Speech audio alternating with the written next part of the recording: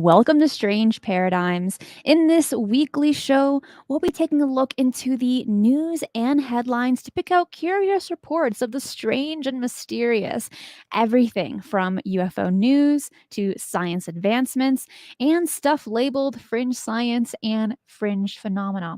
The idea is for you, the viewers, to be able to offer your thoughts and input on the stories that we cover in the live chat. Each news item we go over in the show, I will put all the links to them in the description box below once the show is over, as well as chapters on the timeline index. So please make sure to share this video with anyone or groups or whoever you think will be interested. So we have a lot to go through today. So the show might run over just a little bit, but let's start by giving a warm welcome to Chris Plain. Chris, how are you? Cristina, hi, how are you? Good to see you.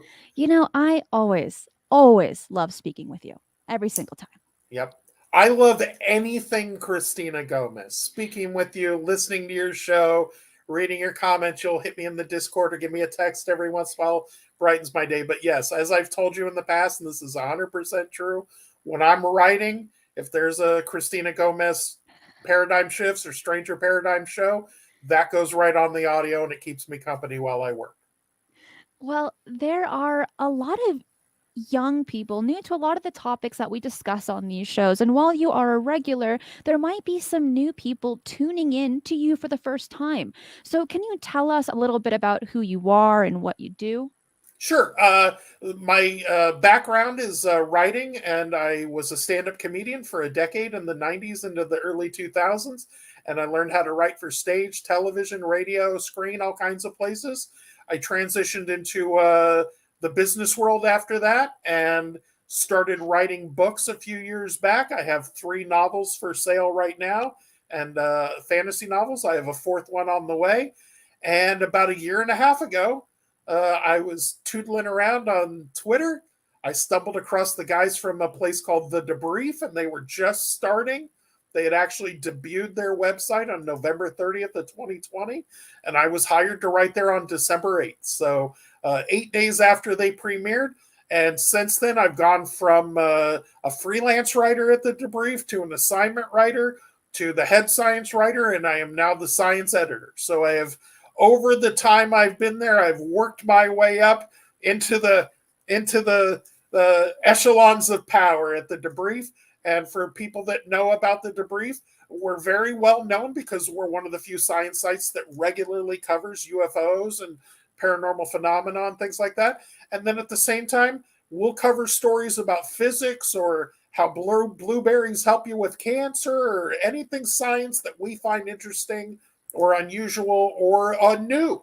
And so that's what I write about, anything from warp drives to, the James Webb Space Telescope. We write about it and cover it. It's just the first time I've ever heard you actually promote your books. So the links to his website will be below when the show is over. I will be editing that in. And I just love that because I am aware of how amazing of a writer that you are. And there's a lot I want to cover today for today's show, but you just dropped a pretty big article for the Debrief. Run us through it. What's it about? What's going on? And there's even a video attached to it. For people that follow the phenomenon, they know at the end of 2017, former director of ASWAP and ATIP, Lou Elizondo, came out and basically released a bunch of videos. And for the last 4.5 years, we've had this growing information coming from that. And one of the big components from that story, and what's fueled everything from the task force to congressional hearings, is the fact that naval aviators, people that fly airplanes off of Navy ships, were regularly encountering things in the sky that could outmaneuver them, fly higher than them, fly faster than them, and they could not catch them. They were having near misses with them at times. So we've known now for 4.5 years that the Navy was seeing this. But all the other forces, whether it's the Army or the Air Force or other people that have forces in the air, we weren't hearing about that. Well, this story today on the debrief is breaking the fact that in the Department of the Homeland Security here in the States, the National Guard and the Customs and Border Patrol, who regularly patrol the skies of our borders, are seeing UAP. And they're seeing, and specifically things they cannot identify. And as is pointed out in this article, Bob Thompson, the Department of Homeland Customs and Border Patrol agent who brought this story public, he pointed out right at the end of the story there, this is what we look at: airplanes, helicopters, jackrabbits, people walking through the desert, you name it. We look at it through those cameras and we know what they are. And these things that our pilots are seeing, these things that our agents are seeing, and these things that a lot of people that work in DHS are seeing, we don't know what they are. And the line he said at the very end of the article is, he said, I'm stumped. And this is an expert. This is a guy who spent decades on these systems. So that was the big news today, was that the border, they're seeing it too. National Guard pilots, Border Patrol agents, people that work on the border. So it's not just the Navy, but it's widespread. And he's also worked with the Department of Homeland Security to create an opportunity for pilots and agents to report it. Because we know that was a big part of what came out of the Navy work, is there was this stigma. The pilots couldn't report it. They didn't have anywhere to go if they had an encounter. And now they do within the Navy. They have the UAP task force. They can report it up the chain of command. So that's what's happened. That was our big story today. And it's not just the Navy anymore. It's an entire another service of military personnel, National Guard, DHS, and Border Patrol. And they're seeing stuff flying around and they don't know what they are. You're right. This is an incredibly big deal. The article is fascinating, but most people that jumped onto this article, right? The video is attached as well, at least a video. And I am one of those people. I'm gonna say, I'm gonna watch the video first, and then I'm gonna read the article later. You know, I want to see what I'm getting myself into. But I don't feel like the video gives justice to the article at all. And I think that was the key here. You know, when Bob first gave the 3 videos that are also mentioned in the article, there's one known as Rubber Duck, there's one known as La Bruja, and there's one known as A10. And these all came from Bob. But when they came out last year, last fall, there was no provenance. We didn't know where those videos had come from. We read that they were Border Patrol or Department of Homeland, but we didn't know who they were attached to, where they had come from, anything like that. So I think that was critical here, is that not only did we introduce one new video, but we were able to say these 3 that have been out there, this is where they came from. And it's this guy within the Department of Homeland who's been reaching out to other pilots saying, give me your video. You know, none of those videos were recorded by him. He was just a conduit, just bringing those to us. So, yeah, I think the story, and for us at the Debrief, we were excited about the story. But, yeah, I would do the same thing. I would open this story. I would scroll down. I would watch the video. I would go, okay, it's just okay. But again, the article is amazing. Came out from Elizondo 5 years ago. I remember calling my little brother, and we've been following UFOs our whole life. And I said, "What'd you think?" And he goes, "Well, instead of blurry, grainy civilian videos, we now have blurry, grainy military grade videos, right?" So I think that's where we are until the goods, until the stuff that Elizondo and Mellon and other people keep saying that is held internally. These better, the term I always use is better pictures, better video, longer video, because it's an exact quote from Elizondo in an interview that I wrote the questions for like a year ago. So I remember it's exactly what he said. There's better video, there's better pictures, there's better video, there's longer video. So I think we're inching towards that. Gun yet. No, I don't think so. But what I think is critical here, and what is in the article, is we had pilots look at it. We're news people. Tim's an expert on aviation, an expert on the military, but we're still news people. So our job is to take what we've learned and check it out and report on it. So he went to Chris Lato, who's a former F-18 pilot who's in the in the article. He went to Ryan Graves, who's been on 60 Minutes and is a former pilot and has witnessed this stuff. They went to a couple other pilots on background that I think are listed as just unnamed Air Force pilots because they're in positions where they didn't want to give who they are. But he basically went to a range of pilots and said, what are you guys seeing here?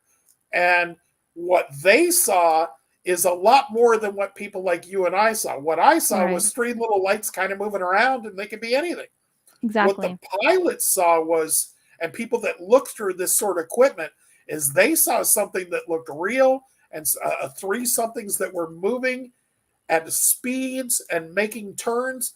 As Tim said in the article, it's very possible, we'll see the analysis of the video, but this may be the first video of UAP that definitively shows at least one of the observables, which is this extreme turns that these things are making. And you look at the distance they cover at Chris? With like an overhead chart. But I think Chris Lato said his analysis was they'd be doing like 70 Gs on these turns, these vehicles. And of course, we know any more than about 8 or 9 Gs for a fighter pilot, they pass out. You get up somewhere around 20, it just kills them. So yeah, I mean, these types of videos just don't give it justice on how fast some of these objects can move. And right now, I am showing the video for those that are listening to this on podcast format. Jump over to YouTube so you can watch the video. But what I was going to ask for the live chat was, this just got released today. How many of you have already watched this video? And for others, is this the first time that you've seen it?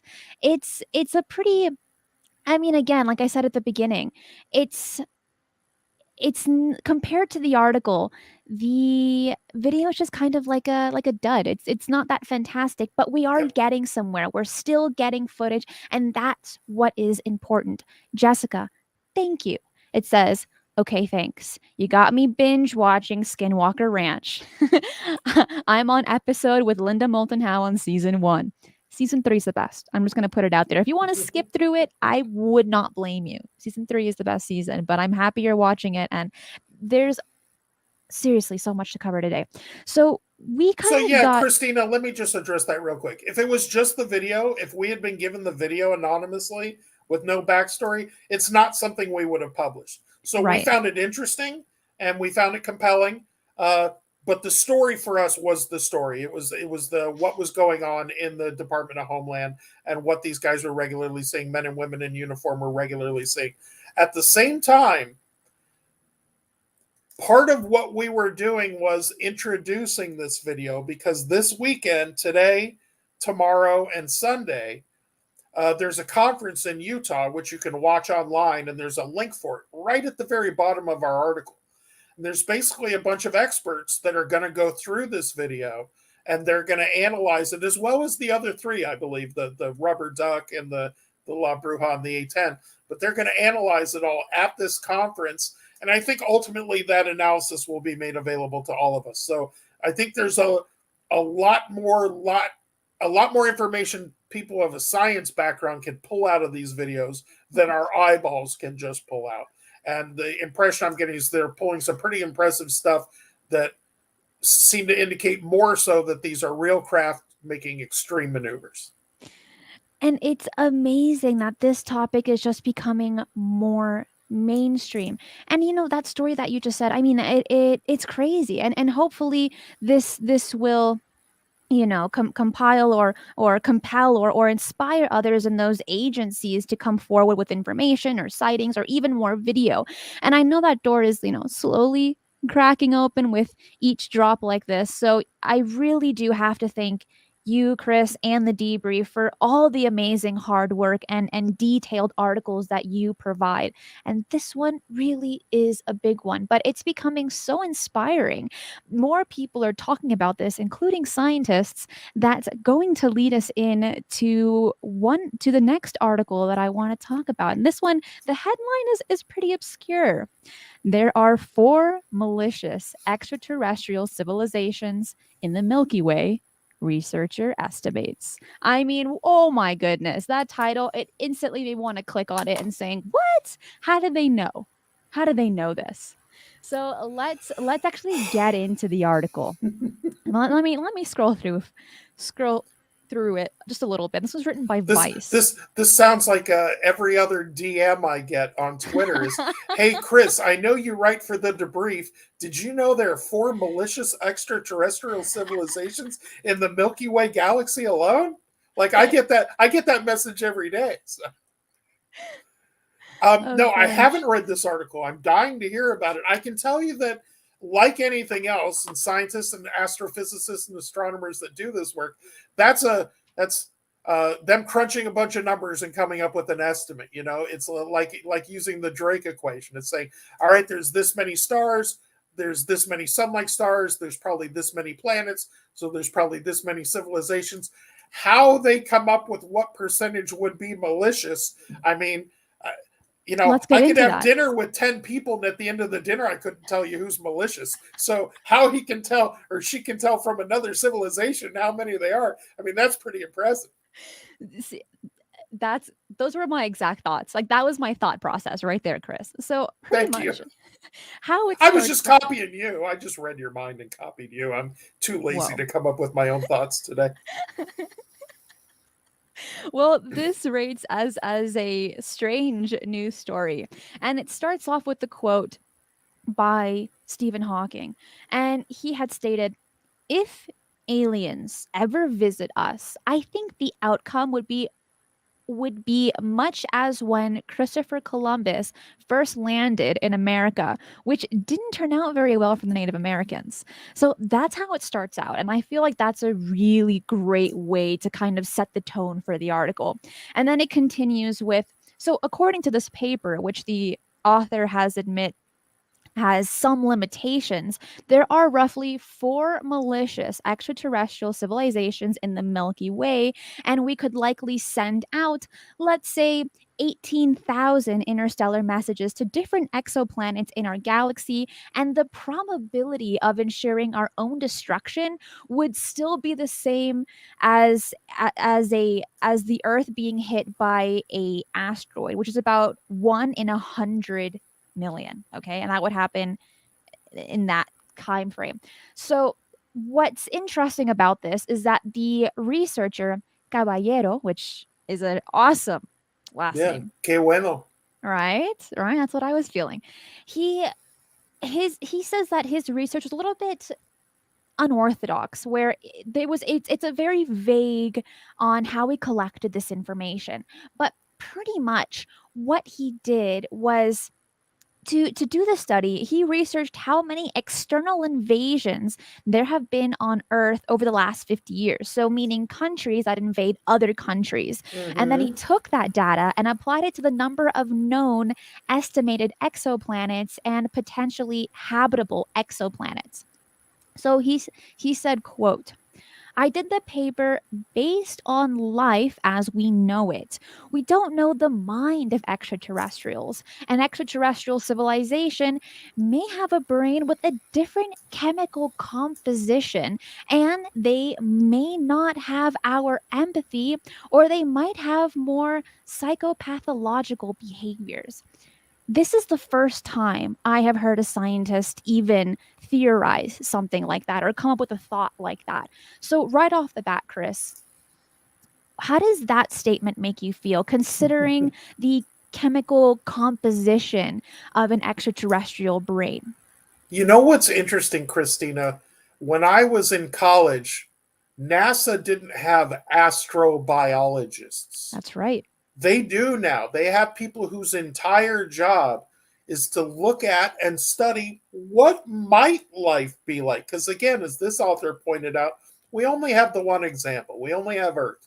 So whether it's the simplest small single cell organism or whales or humans or elephants or the very more complex animals on our planet, trying to kind of like get into how that biology will work and how that biology would think, I think is really interesting and fun. Like to me, that's the fun part of this part of science is looking at it and trying to go like, what would that be like? And as he pointed out, the data he used is based on human history. So I guess the better title would be is if humans populated all the planets in our galaxy, here's how many of those planets would be hostile, right? So, but Which I would still be think it's a different really compelling altogether. thing. The one thing I will say to give people peace of mind, because this is something that's talked about by astronomers a lot, most of the planets that are in our, a significant portion of the planets that would even be close enough to even try and get here, meaning they're within our galaxy, can already see us. Okay? It doesn't take us sending a message. We're sending messages all day, every day. Wi-Fi, internet, cable, satellite. We irradiate so much electromagnetic emissions into space that if you're 150 light years away and you're on a planet and you're sophisticated enough to get here and be a threat to us, be malicious, as this article says, us telling you we're here or not telling you we're here will have no bearing, right? It's like if you're flying over the field in your helicopter and you've got your hunting rifle and you're looking for a buffalo, you don't need the buffalo to wave at you. Like, you see him already, right? So these planets, that would be cool though if the buffalo was like, but yeah. So the vast majority of planets that could have life that are in any relatively close to us, even in interstellar distances, they see us here. They know we're here if they're sophisticated enough, especially if they're sophisticated enough to come here. And the fact that they haven't acted maliciously or come here and blown us all up, I think is very good news. It is. The thing that caught my attention just in that small quote was maybe they don't have the empathy we have. And I'm thinking, hopefully they have more than we do. And as Esmeralda said, we tend to shoot first and ask if you're friendly later. Yeah, that's about right. Sir Grizz said, if they ever wanted us, we would be garnished and digested by now. I don't know how we taste, but I guess good to some. Yep.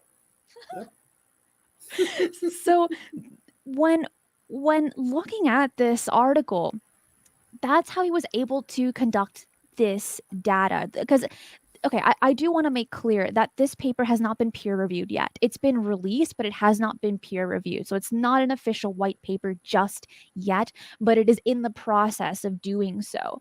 And where is that? James asked a pretty good question, which is a question that I have as well.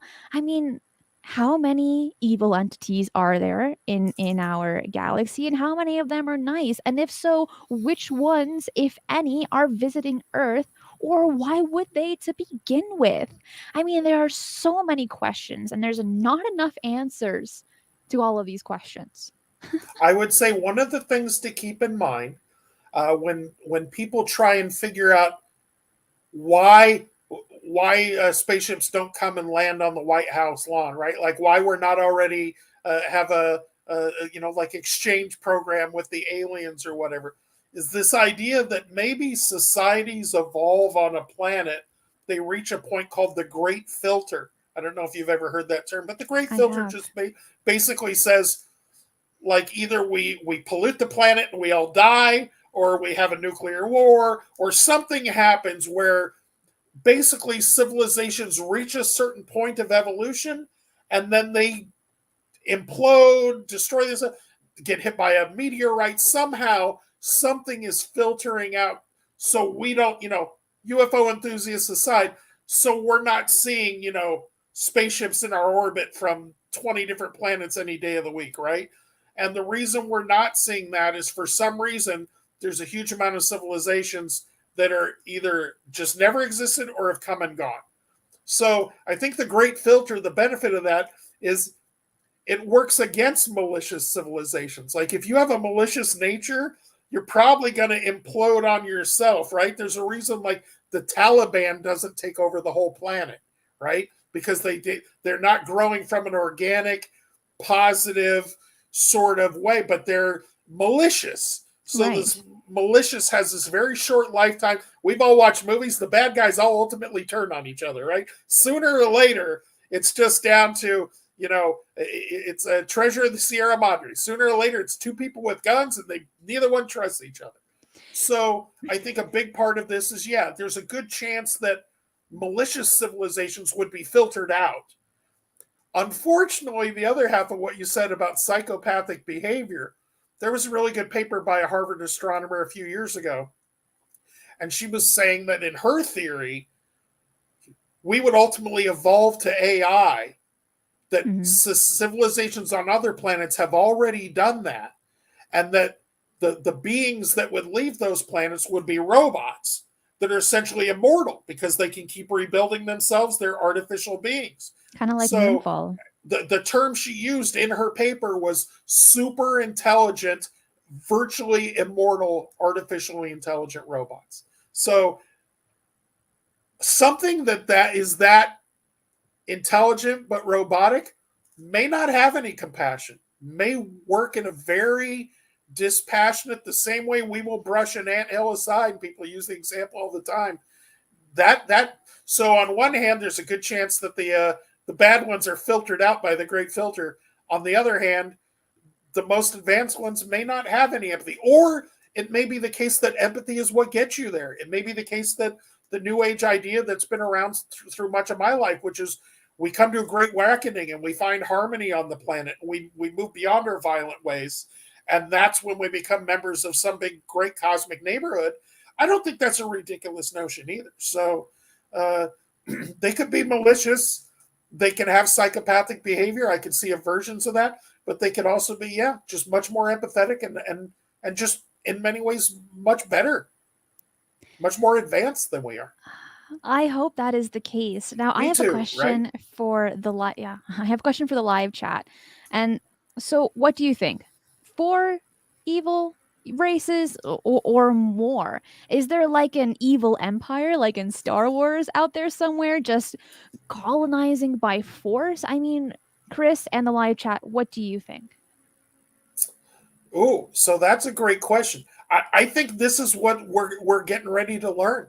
I think what we're getting, we didn't launch anything into space until 68 years ago when Sputnik went up, right? Or 65 years ago, 1957. So in less than 100 years still that we're pretty new to space, but we're expanding fast. We're going to new planets. We're going to new moons. We're doing all kinds of interesting stuff. And our vision is expanded tremendously. James Webb Telescope and a bunch of telescopes that are coming up after that. So I think we're on the precipice of, rather than someone at NASA coming back and going, we found signs of life around a planet, I don't think it's unreasonable for them to come back and say, we found signs of life around like 1,000 planets or 1,000,000 planets. There were no, in my life, in the 90s, we hadn't found one. We hadn't found one exoplanet. We've now found 5,000. And that's just from a little sliver of space and just a little bit of data, right? Like the data seems to, it's like if you looked around your neighborhood and you looked over here and you saw a tree and you looked over here and everywhere you look, the chances are, if you looked at the whole neighborhood, it's just trees, because everywhere you look, there's a tree. We're seeing planets everywhere we look. I know. And, back in the 90s, that really wasn't the case. They're like, what? An exoplanet? And now we're seeing them every single day. It was the biggest argument against things like UFO, Cristina. When I was a kid, the biggest argument was there are no planets around other stars. There definitely aren't any Earth-like planets. They're definitely not going to be in the habitable zone if they exist. They're not going to have water. Meanwhile, all of those things have been proven to be wrong just in the last 25 years. And look at us now. We're able to have these conversations and we're not considered crazy. If anything, they're like, wow, you're pretty intelligent. And I'm like, well, thank you. It's what people at NASA do for a living. Like I said, they're astrobiologists that do it for a living. Avi Loeb, a Harvard physicist, these are people that do it for a living, that say, even the head of NASA, Bill Nelson, last year when he said, I'm going to start looking at UFOs, we're going to start looking at UFOs. He said it then and he said it since. NASA's job is the search for life. That's what we're in the business of doing. Mm-hmm. And NASA for a long time was considered this exploratory organization. We're learning about space. But under him, it's being directed to these. Look for biosignatures. Look for technosignatures. Let's find signs of life on Mars. Let's find signs of life around Venus. Let's start opening that discussion so that when people your age look at it, they go, yeah, life is everywhere. then it Duh, it's just like becomes a common sense. lot less ridiculous. Exactly. But Yep, you know, NASA is also looking at while they are looking for life, they're also looking at other space anomalies. And for that sure. leads in to a meteor shower that might be happening So this cool. weekend. Let me I pull love that it. up. This is the comet coming through. Yes. So what did I just do? Hold on. It's one of these Perseid, they call it the Perseid meteor shower that comes April to December every year. And yeah, it's one of these. I don't remember the details. I haven't looked at it, but I know that we get when it's right, it's right. You look up in the sky, it's an awesome show. So is that this weekend?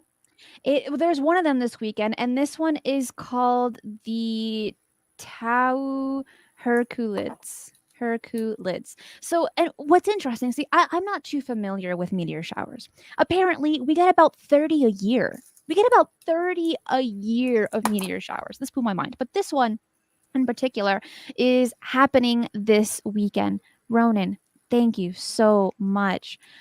Okay, so let's get into this. First, let's kind of give a little bit of background of meteor showers. So, as Earth orbits the sun, it plows through dust and debris left behind by comets and asteroids, and the debris gives birth to meteor showers, which is one of nature's most amazing sights that you could possibly see. I've never seen one. Have you? A meteor shower? Mm-hmm. Oh yeah, a few times actually. Even in an astronomy class as a student at UCLA, we all sat on the top of the building in 1988 and watched it. So What? 1989. Yep. Well, those in the live chat, when was the last time you saw a meteor shower? Or have you ever seen one at all? I mean, I need to watch this one this weekend if it hits at the right time. But most meteor showers are predictable. So they're reoccurring annually when the Earth traverses a particular trail of debris. And occasionally, Earth runs through a particularly narrow, dense clump of debris, and this results in a meteor storm, sending thousands of shooting stars streaking across the sky each hour. Sounds so magical. So, the first meteor was actually like the first recorded meteor shower was said to be spotted in around 1930. However, that wasn't the case, but some of the first documentation was actually found in China in 36 AD. Wow. Oh, and what's very cool about this, I also didn't know. I mean, I'm just geeking out here, but Yeah. meteorites are quite valuable. So some are worth as much as about $1,000 per gram. That are Yep. rarer than gold, platinum, diamonds, and emeralds. So if you're going to be watching the shower this weekend, there's one that just happens just to crash by you. Collect it. Yep. And that was a key point you made there, Christina. Is a meteor is when it's in space, and when it Right. lands on Earth, it becomes a rock. So we call it meteorite, just like we call something graphite or whatever, a stone term. So yes, it becomes a meteorite. And yes, they're extremely valuable, and scientists just want to study them for myriad of reasons. Sometimes material value, but it's just typically more valuable something they want to study. I think also something key here in this point you hit right at the beginning. When I was a kid, we were told like there's our atmosphere around Earth, and then there's space is empty, right? Like so Yes. there's stars and things, but everything else is empty. Well, as it turns out, of course, as you said, that's not. When you go just outside of our atmosphere, there's dust and little pieces of rocks and junk left over from when our solar system was formed. And so periodically, like a comet will come through and it's got a bunch of debris falling, little chunks of rock falling off of it as it goes by. And that stuff hits our atmosphere and lights up. So if you've ever been in your yard or outside and you see like a shooting star, have you seen a shooting star, Christina? I haven't. What? You're outside with your binoculars? You've never seen a shooting star? I've never been that lucky, but there's something that I want to bring up about shooting stars. This is really interesting. Okay, Go for so it. in the first century AD, the Greek astronomer Ptolemy believed that shooting stars were a sign of the gods looking upon mortals and listening to their wishes. And that is where wishing on a shooting star started. I did not know that. How cool is that? Yeah, astronomer Ptolemy was pretty awesome on that aspect. So I found that very cool. Also, Mark, thank you so much. Chris, please do the honors of saying his last name. Okay. He puts on the glasses. Well, yeah, I'm old. I got to. Mark Tasaka. There. Konnichiwa, Mark. And arigato for the question. That's as much Japanese. That's as racist as I'm gonna get today. I'm sorry. It's okay. You know what? He's actually not Japanese, but I thought he was too. And so every single time that he comes in, whoever's with me, they have to do the honors of saying his last name. Oh, okay. Is he Tasaka? Is he Pacific Island? Okay. Mark, tell us. Mark, what are you know? Yeah. Hey, Mark, what are you? The white guy wants to know. I'm just going off the name. No, it's a pretty cool last name. Honey, I just got canceled. For those, Mark says, Chris, that was perfect. Oh, thank you. You got to tell us where that name originates from, that last name, so we don't have to keep guessing. But for those, he is Japanese descent. I was incorrect. Thank you. You're right, Chris. All right, so sue me, my Zen. For those that want to catch this meteor shower, you don't need any special equipment. You don't need like binoculars or a telescope, but you can literally use your cell phone and putting it in night mode to capture an image. And it is recommended that you do use a tripod and putting the shutter at its slowest possible speed on the cell phone. I don't know how that works with iPhones, but you can do that with Android. So if you do want to catch a picture, you definitely can. You definitely can, but use a tripod. It is recommended. The thing about meteor showers, Cristina, that are just the coolest is it just looks awesome. Like you're looking up at the sky and just lights are, what did he say on part what? Korean. Lights are, well then komaha somida, my friend. So lights are ripping through the sky in chunks and it'll be like streaks. It'll look like a laser show.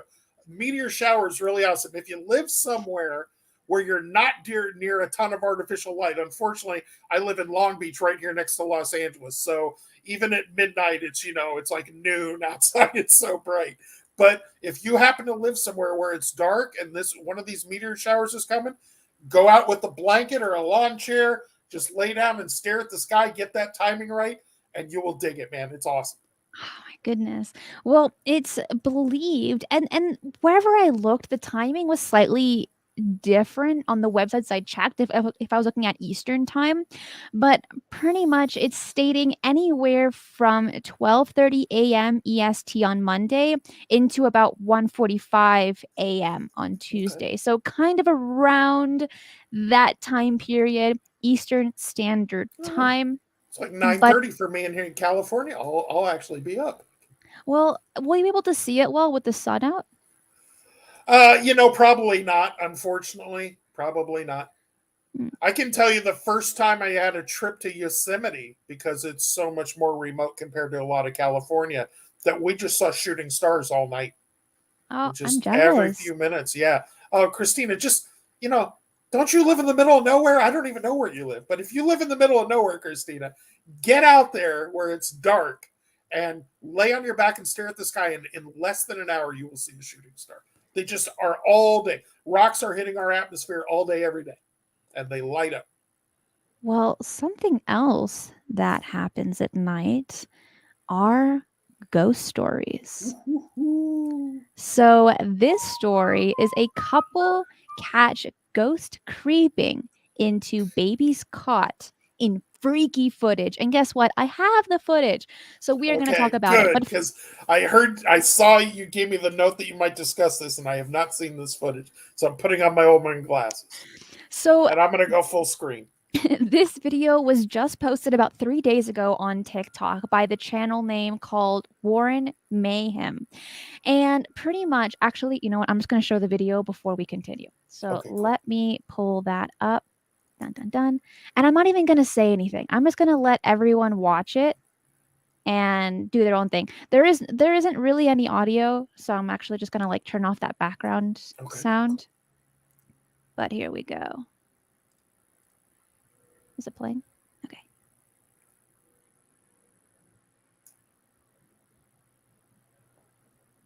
Can you see it? Is it okay Yep. Oh, sizing? totally. Yeah. Oh, yeah. It's So clear. you have the baby camera on top, and then you have the family sleeping in the same bedroom on the bottom. She puts arrows for you to kind of know where to look. Okay. I got it. Okay. Okay, so just keep looking. Now you can see the mattress breathe a little bit. I don't know if you caught that, but I'll play it again a little bit later. But just keep looking right here. Okay. Do you see that? Oh my God. And there's no fingers there. It's just kind of like something just creating an indent in this video. That is really trippy. So let's go back. Look at this. I don't know if I can. I don't think I can zoom in. It kind of looks like my cat's when See, he does that's the this reason that thing with came his to mind paws. as well. So there's been a lot of people looking at this. Obviously, it's even had an article written about But it. from the other angle, you see nothing, right? Exactly. And that's why it was so important to have both clips playing side by side. Now the parents explain that under the cot is a tiny box of clothes and shoes, saying that there's absolutely no room for a person. And what's weird about this video, and I can play it one more time over, is that the baby smiles whenever this entity or this thing leaves, and I'll show that again. But Oh the my God. mattress is being pushed by something that looks somewhat invisible. However, there have been some skeptics in the comments that stated, one of them stating, I believe in ghosts, but this feels staged. I see fingers. Hmm. Are you sure someone wasn't under the crib? I mean, was that dad's shadow in the corner of the video? So first off, what do you, Chris, think about this video? And those in the live chat, what do you think about this video? I will play it again while Chris answers that question. I mean, if it were authentic and we knew it was, I mean, it's really weird. Really, like you said, when you're looking at the other angle, there's nothing there, and something is moving that cushion, or moving that edge of the mattress. To me, like I said, it's kind of reminiscent of when the wife's cat does this thing we call, yeah, I think they call it kneading. Yeah, But which is so cute. I mean, like I'm looking at the video and there's nothing. And you say the baby smiles. I definitely got to At see the that. end, so we're gonna see Oh, that a okay. little bit later. But I mean, there's no fingers. The shape, which is dark, is like a wooden bar of the cot being exposed as well, and so it's just a very bizarre. So like in the cot, so you see that you don't really see too much. You see like a ball of light right here, but it doesn't really look like fingers. And then see now, look, the baby is gonna start smiling in just a moment. See right there. Ah, Now, could it be because of a dream or is it related to this ghost? We're simply not sure. But huh.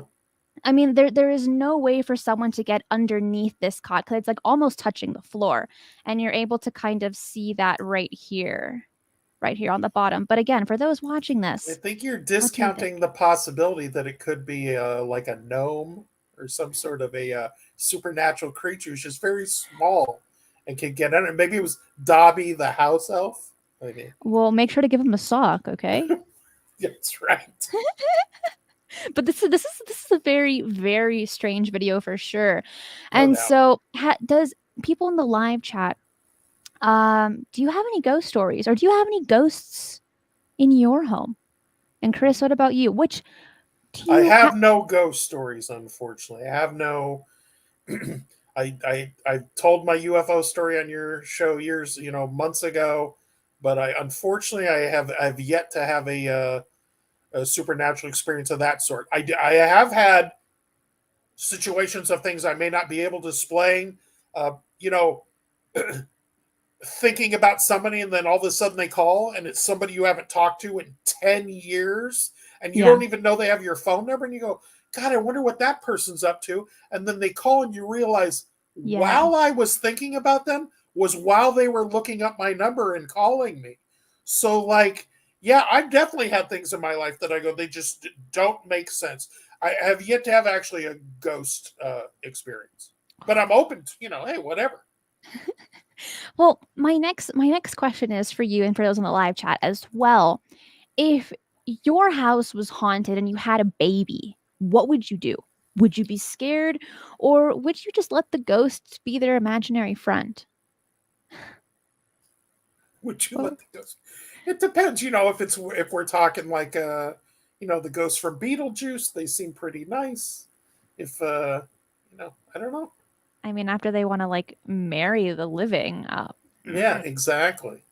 I mean, for That's me true. personally, I think I might pack up and leave or get Zach Bagans over from Ghost Adventures and be like, look, Zach, come over. You gotta investigate this. Come in here and let me know if this house is clear. Maybe have a shaman come over and smudge the whole place for you or something, right? Anything. I mean, this can be a rather scary experience. Being able to have a ghost or an entity that you simply can't see and it manipulating the environment in a certain way. Yeah, it can be terrifying, especially if you have small children, right? Like their safety is the first thing that comes to mind. So the fact that this family potentially or allegedly caught a ghost on camera around the baby, it's a lot of mixed emotions. What's the history of this house? What is this entity? Is it benevolent or malevolent? And these are all the types of questions that I think we usually need to consider when having an encounter, for those that have had one or those that even watch the TV show Ghost Adventures. Great show. Yep. I know if I had a baby and I shot that was my kid in that video, and I knew it wasn't fake, like nobody had staged or anything, like that thing was moving there, I would definitely be having thoughts about if I wanted to keep my kid in that house. Yes. I think that's a valid point that would definitely have me going like, what did we just see on this video? And I probably would go post it online like they did too. Like they did. Like, And this is just a few anyone days know? ago. In this video, when I checked yesterday, and I can check it again, but yesterday when I checked, it had about 3 million views. Nice. But now let's see how many views it has. Let's see how popular it's been. Dun dun dun. I don't know how to check this on a phone. Okay, forget it. I don't know how to do this on a laptop, but that's fine. Anyways, it's a lot. It's quite a few million views on this video. And it's something that we gotta talk about. We just had to talk about it. But let's jump into our next article. I mean, All right. we are just going through these real quick. This one in particular has circulated a lot amongst many different news outlets, and I'm so upset that I didn't pick the article with the pictures, but that's okay. It's by Science Daily. I love Science Daily. It is Yeah, my me too. go-to. It is my go-to website, and it says tiny robotic crab is smallest ever remote controlled walking robot. And I also have a video for this. Let's watch the Awesome. video, Yeah, let's watch the and video. then we're going to get into what it's all about. And there's also no audio in this as well. Okay. Just makes it easier. I think this small robot has implications across medicine, searching other planets, all kinds of interesting areas. So. That is correct. Let's get into it. So here's the video. You can also read the captions. So I just won't say anything. Look how small that is. Wow. It's 0.5 millimeter. So these robots can walk, bend, twist, turn, and jump without complex hardware, hydraulics, or electricity. Yep. Let's. Yeah, they don't have like little hydraulic levers or little gears or anything. I think they like heat them up with lasers and their material that changes based on the heat, right? That is exactly how it works. And the way that one of the researchers described it was practically like a pop-up book. Oh, okay. Yeah, that's a perfect way to describe it. Absolutely. And the shape of this robot is called it's a type of crab, and I'm going to show this picture of the crab that they were trying to A hermit crab, maybe. emulate. But what's interesting was when I was reading this article, it had stated, "Oh yeah, we just made the crab on a whim. We just felt like it. It could have been any other shape, but we wanted Yeah, it to be right. this one just for fun." That's the best part, right? Like you look at it, you go, I wonder why they built it into a crab rather than like, a little dog or a little spider or some sort of other little shape thing. No, we just thought it'd be fun. Yeah, we You just gotta felt love that. like it. You gotta love that. So when I was first looking at this article, the very first thing that came to mind was spyware. So they originally wanted to make it for like entering tiny little crevices to fix things up, or even to enter like clogged arteries and inside of the Sure. body to help with like minimal surgery. But I was thinking about spyware, and that's I did not like my train of thought. Keith, thank you so much for the super sticker. Oh, yeah. And I was thinking, how small can cameras get? Like for public use. I'm going I to share think that this with you. is with the minimization of technology. This is really the minimizing, I'm sorry, of technology. This is really interesting. Will we get to a robot that's 1 or 2 nanometers, that's essentially invisible to the human eye, that could enter a pore on your skin and enter you Exactly. like right through your skin, or go right up your nose or right in your ears? Like, And you I wouldn't don't. notice. Oh, and I think that's come. I think that camera technology is coming. I think there's no doubt in my mind, and smaller robots than this will be built. This is the first one of this size. Without a Smaller, doubt. more agile, more versatile, able to do more things. That's what's so exciting when you see something like this. Is you go, it's like the first car. Think of cars now compared to Exactly. the first car, airplanes now compared to the first one. This is the first of these tiny little remote control robots. And yeah, they're only going to get better. And you're right, spyware is, as a matter of fact, I would say this is likely a significant future of spycraft. It Is is, and that's why it's Yeah, so scary. And the reason to why I'm bringing this up is one, this tiny camera, like 2.5 wow, centimeters, okay? That's tiny for $50. So anyone can buy this. The wow, reason to why I'm bringing this up is for those these can be hidden anywhere and you wouldn't notice. So like let's say you're in a hotel or doing an Airbnb, they can be anywhere. So what I would recommend to anyone that goes and has to stay in a location that they're not familiar with, bring an infrared light and just shine it on the walls and everywhere. And that camera, even if it's so hidden, it's going to reflect the light. Even if they're like, ones that don't shine, that are like very, scary yeah, and yeah, yeah. spyware, get an infrared and just shine everywhere, all the crevices, even alarm clocks, to make sure that you're safe. And It's a that's whole new scanning for bugs, if you will, right? I see what you did there. Yeah, right. That was a good one. In the old I days, it like was that. an electronic listening device. They say we're being bugged, but now it actually looks like a little bug. So That's why you brought me on, Gomez. Was for that gem right there. The whole other hour is all wasted. That was the gem you brought me. moral of the story is always be vigilant, always be Yeah. safe. Bring an infrared light or even a regular flashlight that you have on your phone. You can also shine it anywhere and it will reflect right back at you. That's my fear with Airbnbs. I don't really like Oh, doing them please. for that main reason. No. It's scary. But this invention is really big. In it's still in the works. It's kind of like one of the very first prototypes that Mm-hmm. it's publicly that people know about. Mm-hmm. But this is an article that has been circulating a lot the last few days. All the main news outlets have been covering it because it really is a big deal. It Yeah. really is the future.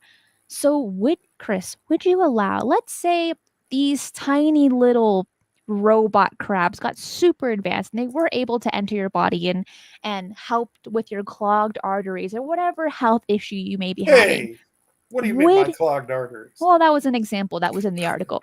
But would you allow it inside of you? I mean, would it buy me dinner first? No. Yes, I do. So bad. Can we delete that from the live show, please? All right. Um, yeah, I don't. I mean, they inject medications right into you when you go to. I mean, you have to drink this stuff before you get a colonoscopy, and this It's true. horrible nuclear radiation goes through your body and clears it. I mean, it's this. It's a like a super toxic thing that your body is not supposed to absorb. So, uh, yeah, I think in medical science, if anything, like chemistry scares me more than mechanical, right? Like a little Mhm. robot in there, as long as he can be turned off or she could be turned, you turn the little thing off. Like, Right. yeah, but like you inject me with some chemical or, uh, like ricin poisoning, and like it just slowly kills you over months and years or whatever. So yeah, like it's creepy. Like the idea of something crawling around inside me is definitely creepy. But if it legit medical users really could use it, like I'm hoping before my arteries are completely clogged that they can send a robot in there and clean them out, right? No, it's definitely in the weird like ew factor of It something is. crawling around inside me though. It is. And overall, what do you think about this invention? What are your I thoughts think on it? it's well, as I said, I think what's huge here is the motion without mechanical, like they said, no hydraulics or gears or any of that, but able to move it just manipulating the temperature. One of the things I talk about all the time because I write a lot about the search for life in the universe and us exploring other planets and stuff. I, One of the things, the biggest issues is, say we want to send a spaceship to Proxima Centauri, our nearest star system, and we wanted to have a robot go down on the planet there because we found a couple of planets there, and we wanted a robot to go down and check stuff out for us. Sending even like a robot the size of like a rover on Mars would take so much fuel and take so many That's right. thousands of years. But there is this thing called directed energy propulsion. Without getting way off into the science, it's just like you take the robot in space, you point a laser at it, and the laser like pushes it towards the star system you're going to. And Sonny White from NASA, formerly of NASA and EagleWorks, said that sort of propulsion could get something very small up to about the quarter of the speed of light in 8 to 10 minutes. So theoretically, if you wanted to send a probe to a planet around a star 4 light years away, and you could go to a quarter of the speed of light, that's 16 years. I mean, it's a long time, but it's not insanely long for an interstellar mission. And so rather than sending a huge probe, you could use a laser and put a couple or even a little chip with about 10 of these little robots on it, shoot it to that planet, and they can each have different missions. This one could look for carbon, this one could look for oxygen, this one could look for signs of water, whatever. So shrinking robotics down to this size, giving the ability to move using basically memory metal, opens up, like you said, not just medicine, which is huge, like the benefits to medicine. Think of engineering. Think of like we're trying to figure out, like, oh, is this building safe because of earthquake zone? And you could Right. send these tiny little robots down into the cracks to like measure the stresses and do sonar readings and all kinds of stuff. Yeah, robots at this size, unlimited scientific applications that I can think of. And nanobots in injectable form are definitely coming soon. I mean, they are testing primitive versions of them already for removing plaque inside arteries Yep, and chambers of the heart. And von Neumann probes, self-replicating miniature robots and nanobots, they are also in the pipeline too. yep. So this is our future. What's important is to remain vigilant, but also knowledgeable in what's coming down the pipeline so that we know how to be prepared mentally and physically with these things. Think of Very how important. ants build something really complex together, right? They each move one little piece and they can build a whole network or build a big old ant hill or whatever. So imagine you had a fleet of these little tiny robots, and you could have a pile of raw material here that you would use to make a building, right? You have all the metal that you would use to make the plumbing, all the bricks and wood you would use to make the walls, all the things, and you could just have it piled up there. And if you could program an army of these little robots, they could build that thing one atom at a time. They could build it one molecule at a time, and you just see this building start raising up from the ground, and the robots are so tiny you wouldn't see them moving, but they just be adding layers and building. The same way, if you were sitting 100 feet away from an ant hill, you can't see the ants, but you'd see that hill growing over time. And I think nanobots could change so many fields: engineering, science, building, making medications, all kinds of areas where it could be applied.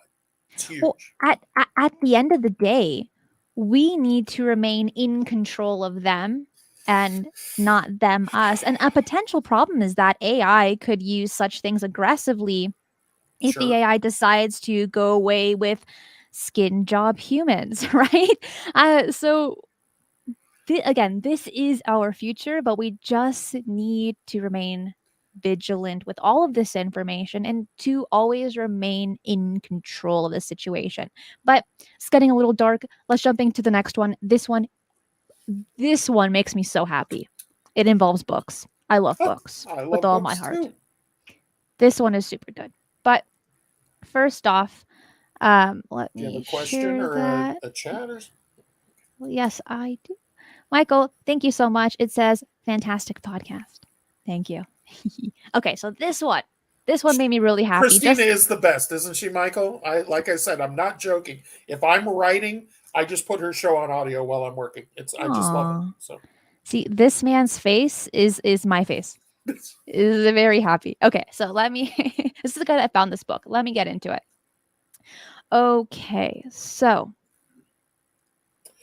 the I know about this book. Yes. you do? Okay, it just came out. This was just written actually 7 days ago. So right on the ball of weekly news.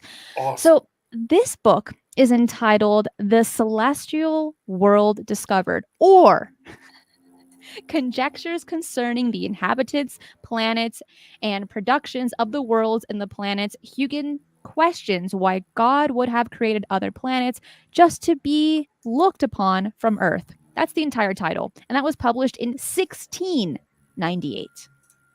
This is Right? fantastic. This is fantastic. Okay. Yeah, the 17th century. It is. Look, so here it is. And this man, just like honestly, he just randomly found it. He just randomly found this book. Now That's it is being awesome. auctioned in July for about $4,000. Oh my god. Would you buy this book? Without even knowing the content. I'm not going to get into that. Just right off the bat, would you buy this book for 4 grand? Yeah, it's a little out of my price range, but I'm definitely intrigued. But when I read about this, you sent me the notes on this one. I was like, oh man, this is awesome. It is. So, to give you some content to why this is so exciting, and for those that are listening as well, the author, Christian Huygens, explores his fascination with the potential existence of extraterrestrial beings. He concludes that aliens must have hands and feet like humans because of their, quote, convenience. Writing, he says, what could we invent or imagine that could be so exactly accommodated to all the designed uses as the hands are? Shall we give them elephant proboscises? Yep. And he also suggested that celestial beings must have feet as well, unless they're able to find out and learn how to fly, which, I mean, I Even wish I could things that fly. fly on Earth have feet. This is very true because it's got to Right. land. It's got to Right? land. Yeah, don't birds have feet? But yeah, he's got a good point there. He does. And he then goes into some more detail, stating that obviously these aliens enjoyed astronomy and observation, sailboats, liked to listen to music, but they also suffered misfortunes, wars, afflictions, and poverty because he said, quote, because that's what leads us to invention and progress. I And think that's a really important well, thing I to think mention. what's critical here, and what you pulled out of his quotes here, I think is so awesome. There's a scientific precept known as convergent evolution, and it's basically been proposed by a bunch of scientists. But basically, uh, the forces of the planet that work on living things, gravity and friction and radiation and all these things, kind of form like life reacts to external forces. It reacts to, so that's how you get a crab or you get a bird or whatever. They evolve to reacting to those things. So the convergent evolution is just this idea that, like he said, hands, feet, they're the most efficient limbs of any creatures on the planet. That's correct. So the idea would be, if there's life on another planet, rather than coincidentally them growing hands, just the forces of nature, gravity and everything else, and the way evolution works, they would grow hands because it's the thing to grow. We have convergent evolution on Earth. Crabs, it's funny, we were talking about the crab earlier. Crabs have evolved and gone extinct, and then millions of years later evolved again and then gone extinct. And again, from like simpler organisms to more complex, all the way up to a full blown crab, all the way to extinct, happened in different parts of the world. There are other animals like that because the forces acting on them are consistent. So you would get consistent evolution theoretically that you would see if you went to a creature on another planet that was intelligent. It would probably have two eyes facing forward. It would probably have hands that would let it manipulate things. As he pointed, probably have feet so it can walk. Now, whether it would have a mouth or they would communicate a different way, whether it would be able to pick up sound the way we do, or all of those are open questions. But the idea of convergent evolution, and it's so funny because he took it into a sociological context where he said their evolution would follow the same stresses as people. They would have wars and famine, and they would like music and sail. They would have a lot of the same likes and dislikes. We don't know if any of that's true until we experience a civilization on another planet that's biological and has evolved in the way that we have. But it's consistent with biological evolution, would be a sociological evolution or a sociologically convergent evolution. So it's not the wackiest theory.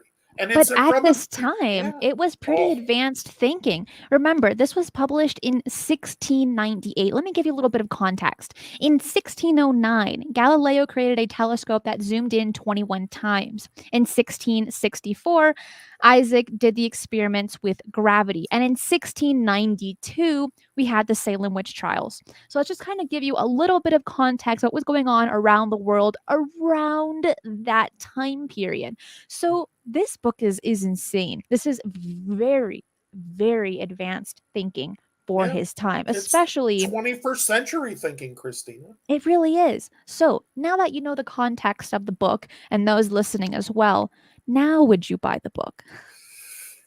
You know, like 4K for yeah, four let's four I'm thousand. curious to see what your audience says on this because I know you've got the high buck viewers, so to them they throw around 4K like it's nobody's business.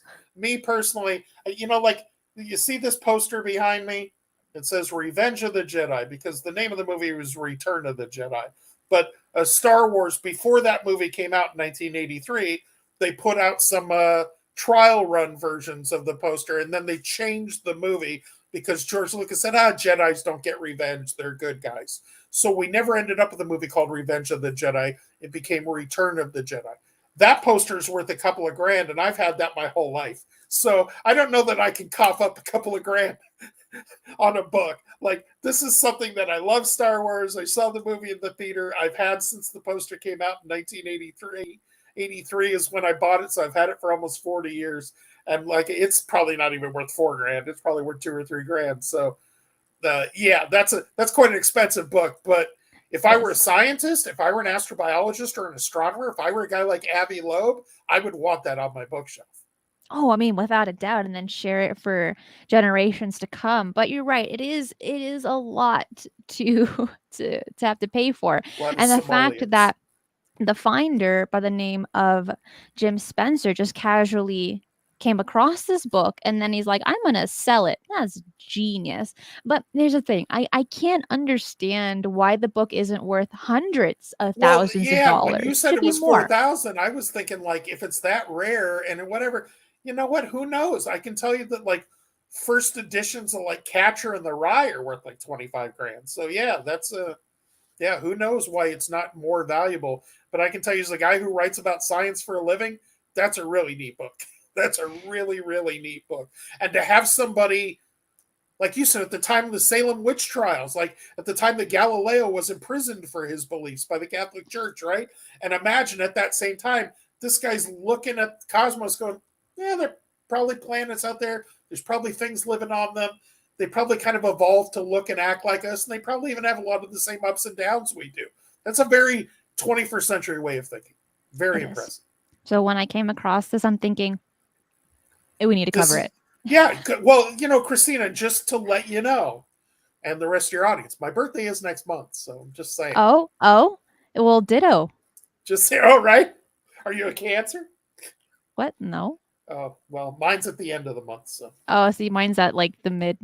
Yeah, I'm the June 26th, so I'm 4 days into the Cancer zone there. It's the Dude, by far the lamest zodiac symbol. It was like what they couldn't have called me emphysema. That was already taken. It's COPD, cancer. I mean, your Hodgkin's disease is your zodiac sign. well, I don't know too much about that, but let's get into our next one. Awesome. And this one, the reason why I'm bringing this up is because I recently posted a Twitter post talking about the earthquakes happening around the Ring of Fire, and they were all kind of like back to back. And then I came across this article, and it says giant magnetic waves have been discovered oscillating around Earth's core. So, right off the bat, Chris, do you think it's important to know information like this about our Well, Earth? yeah, think about it, Christina. Before we even went into space, there was this belief that like maybe humans couldn't survive. Like once we left the atmosphere, all that interstellar radiation, the cosmic radiation, the solar wind, and solar radiation pouring off the sun would kill us. There was a big belief that those first astronauts may very well go up, get irradiated, and be dead within minutes. But Earth's magnetic core rotates, or the metallic core rotates, iron core. It creates what you can see right there in that giant, those magnetic waves. And those waves block those particles. If it wasn't for those magnetic waves, there would be no life on planet Earth. They would be fried. So yeah, That is, it's hugely important. it is, and Earth's interior is far, far from a quiet place. So deep below our surface activities, the planet rumbles with activity from plate tectonics to convection currents that circulate through the hot, mag. Magma, No. Well, it's the pronounced magnetosphere. yes, far underneath the crust. So now scientists studying the satellite data of Earth have identified something inside Earth that apparently we've never seen before, a new type of magnetic wave that sweeps around the surface of our planet's core every 7 years. Every 7 years. Hmm. So, this discovery could offer insights into how Earth's magnetic field is generated, right? And provides clues of our planet's thermal history and evolution. And that is the gradual cooling of the planetary interior. So the Earth's magnetic field is a subject of much fascination for scientists, such as myself, and I'm not a scientist, but research to date suggests that the invisible structure forms a protective bubble around our planet, keeping harmful radiation out and the atmosphere in, thus allowing life to thrive. And that's a big reason to why the magnetic field is so incredibly important Yeah, amongst as a all of matter it. of fact, scientists that have looked into terraforming Mars, which would be just basically the attempt to change Mars so humans can live there on the surface and breathe actual air and have sunlight, is to create an atmosphere. They said first we would have to create a magnetosphere. And so there's been some various proposals on how to do that. One is to have a device on one of the big Martian moons because the moon orbits Mars, the like Phoba, I can't think of the names off the top of my head, but the Martian moons, and they would have like something that emits magnetic waves, and as it goes around the planet, it would create this magnetosphere to protect it. Yeah, it's it, without, as I said before, without a magnetosphere, there is no life on Earth. There just isn't. Too much radiation. And that's why studying this is so important. So it blows my mind that they've just kind of discovered something new, really not too long ago. And it makes me question, how important is that information now? What can they do with that compared to the previous data that they have been collecting? We're That's where con- my yeah, that's where we're I go with continuing that. to assemble information on how planets are formed, how our planet was formed, the other planets in our solar system, and how that all takes place. So, understanding how Earth was formed, since it happens to be this place that has life on it, is something that's very critical for searching for life across the cosmos. And again, like I said, I always come back there, but it's what I do a lot of writing about is the search for life. And yeah, this understanding how that works is critical to targeting planets because we only got so many places we can search, so much money we can spend, so many probes we can send. You got to do as much work beforehand. If you're going to go hunt for treasure, you do as much research as you can. You don't just throw on a backpack and grab a pick and walk out your front door. I'm going to find me some treasure. You first kind of figure out where you're going and you figure out the lay of the land and the tools you need and all those different steps. You do as much beforehand as you can. So as scientists are searching for life on other planets, searching for signs of life, biosignatures, technosignatures, knowing how our magnetosphere works is critical, not only to finding planets that are good candidates, but eliminating ones that wouldn't be. Looking at a planet going, it's got no magnetosphere, it's all made of gas like Venus or I mean like a Neptune or Jupiter or something, Saturn. There are planets we can rule out than planets we say this is a good candidate. So this is huge for that astrobiology and the search for life in the cosmos.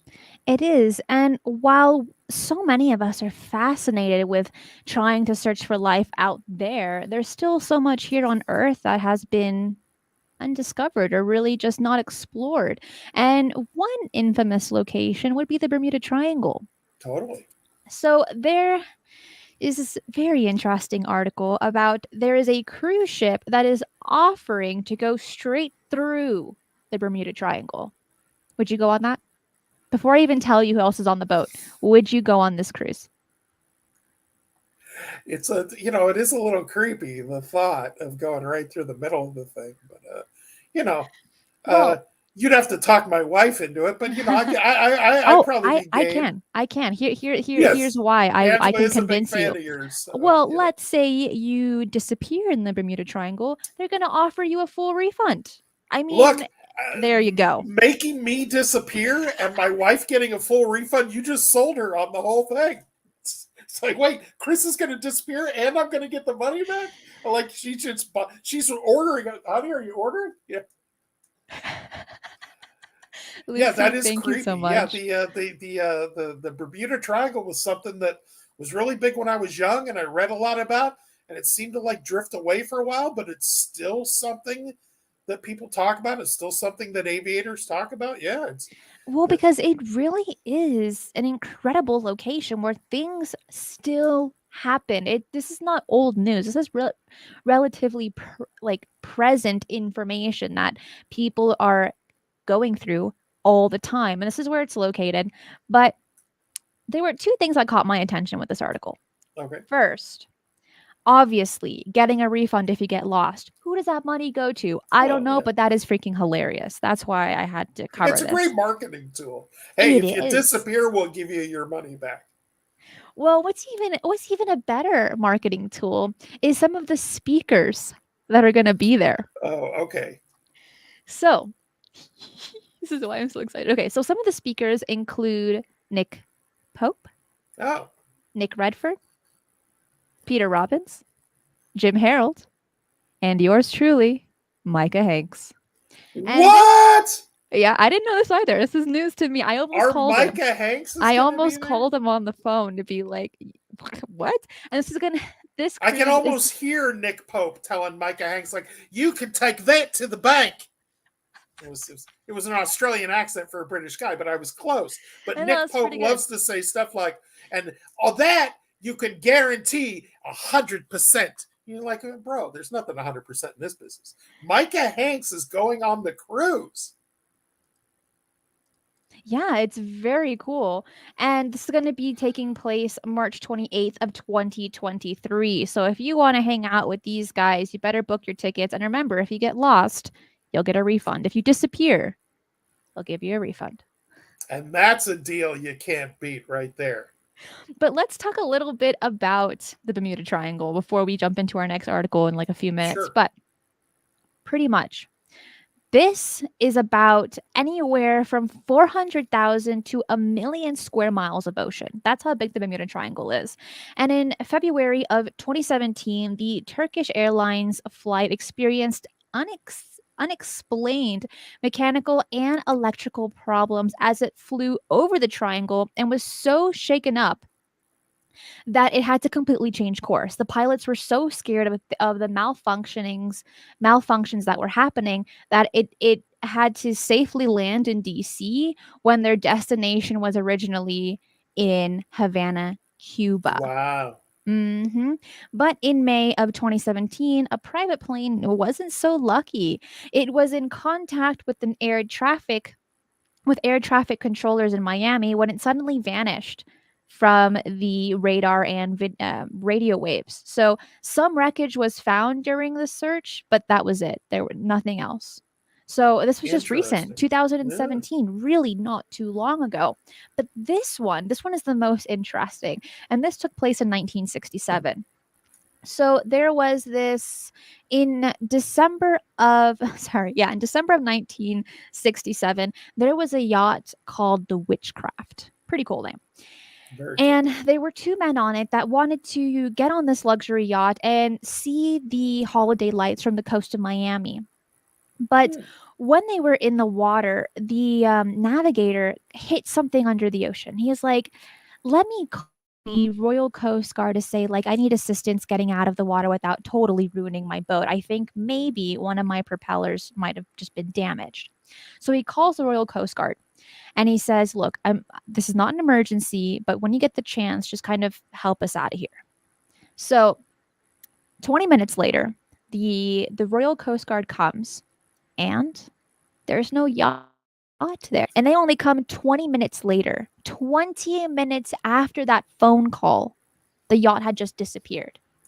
So we are aware that when you're dealing with open ocean, right, you're able to see things that are pretty far away.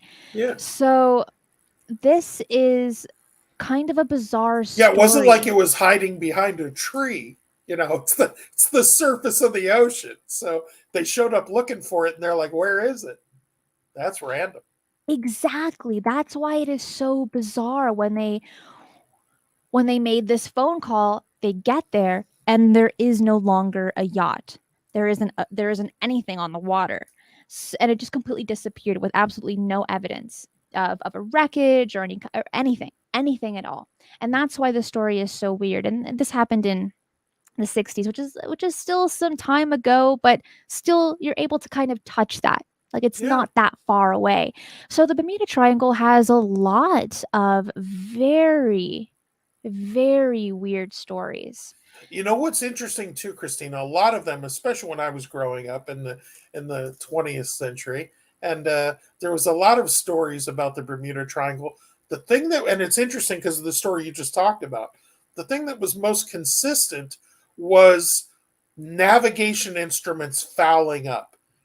Pilots, ships, other things that going through there, and all of a sudden their altimeter is spinning, their compass is spinning or giving bizarre readings.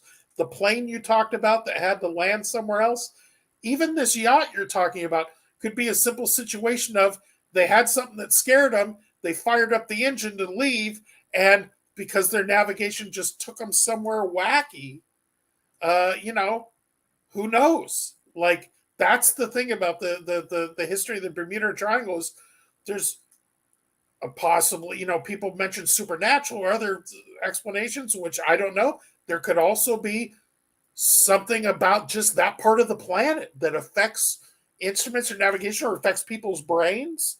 Like we're all affected by EM radiation, everything else that's going on around us. It could be a part of that's just affects people's brains. Who knows? So now that you know a little bit more about the Bermuda Triangle, and for those that are also listening in the live chat, would you still go on this cruise? With Micah Hanks there, I'm probably going to have to. He's probably going to make it my job now. He is one of my bosses. So.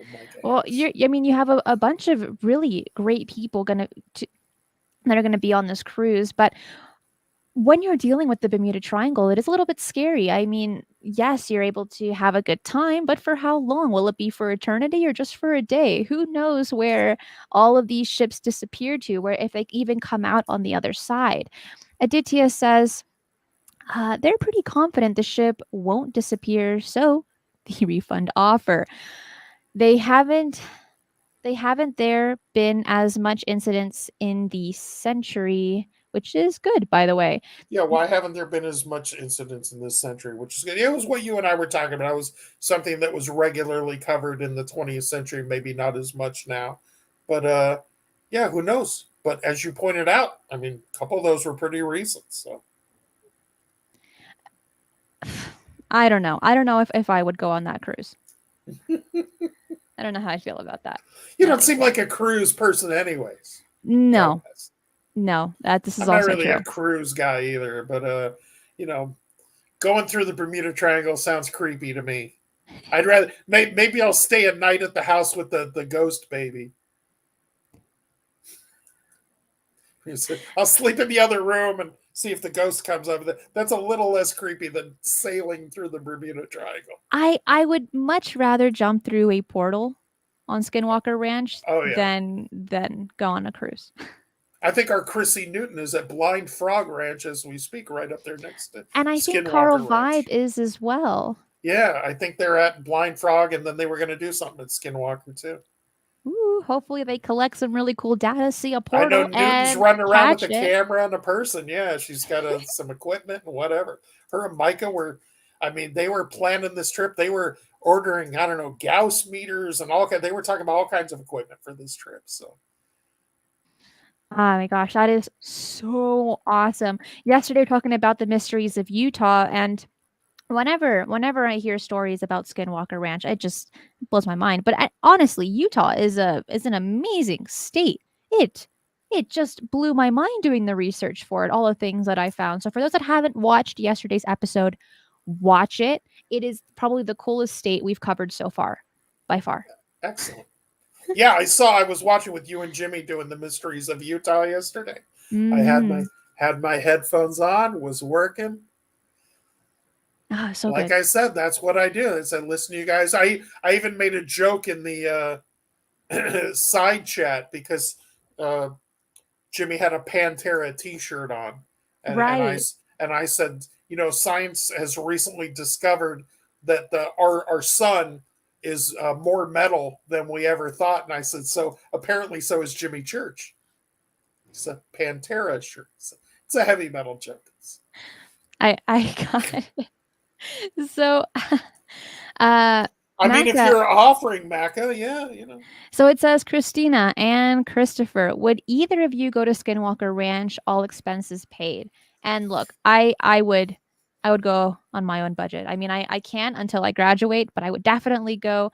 But I'm not doing any traveling until after I graduate. And that's why I'm like saving up as much as I can for an RV, and I will. And I'll be touring all the USA hotspots, and I cannot wait. And Skinwalker Ranch is going to be one of those destinations if given Strange permission. Paradigms on the road.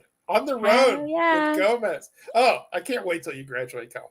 It's the only thing holding you back from these adventures planned. I know. Well, Chris, this has been a lot of fun. Where can people find you online to stay up to date with your articles and all of your other interesting things that you post online? The two places I tell people, one is just where I work. Go to thedebrief.org. We're science, news, technology, insight that also covers some of the fun and the woo. And we're there every day. And then if you want to follow me personally and hear my opinions or get article tips before they come out or photos or things, sometimes I'm able to give a few links there. It's at plain, which is my last name, like plain yogurt or plain M&Ms, _fiction. Because I write fiction novels, not because my stories are fiction. although some critics of the debrief might argue. But yes, at plain _fiction. That's me over there on Twitter. And if anyone at the debrief is a leaky sieve and going to give out the goods early, it's going to be me. So I'm the guy to follow. Well, thank you so much, Chris. Thanks, Cristina. This was fun today. Well, that is it for our episode of Strange Paradigms. Hopefully, you learned something this week when it comes to all of these weekly news items that we cover, sometimes on my own and sometimes with a guest co-host such as Chris Plain. And out of all of them, which article was your favorite that we covered today? I could tell you mine. It was definitely that book found or published from the 1600s, by far my all-time favorite.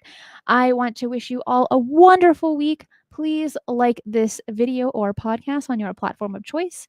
Be safe, and remember, keep your eyes on the skies.